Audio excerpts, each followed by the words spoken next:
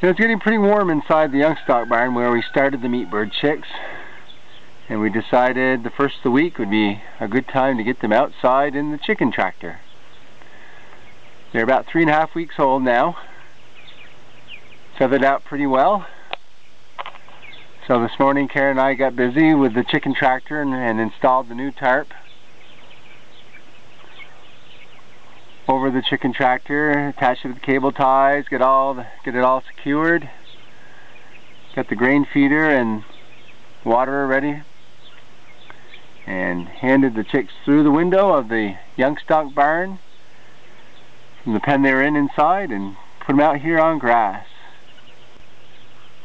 2/3 of the shelter right now is covered with a tarp, and has some nice shade to get inside.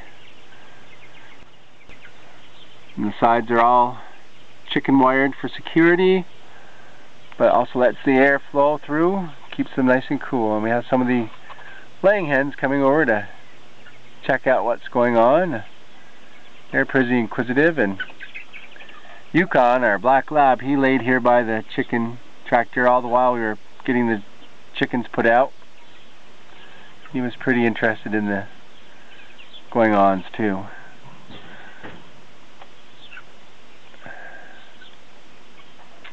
So the meat birds will be in this for the next several weeks.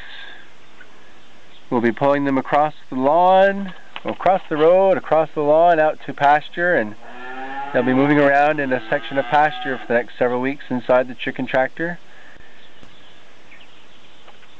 And they're going to be expensive birds this year, with grain at over $700 a ton compared to about $500 a ton last year, and they'll take, well, probably not quite a ton of grain to raise these 60 meat birds. So we'll let them get settled into their new digs. It's almost lunchtime here at the farm. We'll catch the noon weather, see what's going on, and make plans for the afternoon.